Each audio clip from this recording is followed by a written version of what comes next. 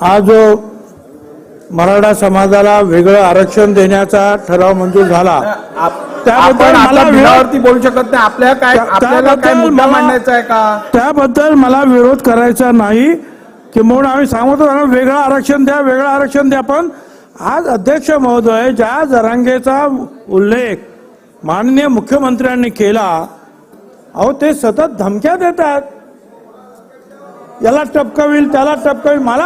मला स्वतःला धमकी. अध्यक्ष महोदय काय आहे अध्यक्ष महोदय? आणि अध्यक्ष महोदय एवढंच नाही तर छत्रपती शिवरायांच्या पुतळ्याखाली बसून महाराष्ट्राच्या मुख्यमंत्र्यांना उपमुख्यमंत्र्यांनी आम्हाला तर नेहमीच देतात, अहो आईवरून शिव्या. तिथे बसलेले जे आहेत महसूल आयुक्त, SP, कलेक्टर, त्यांना तर म्हणतात तुम्ही भाडखाऊ आहात. आणखी त्यांनाही आईवर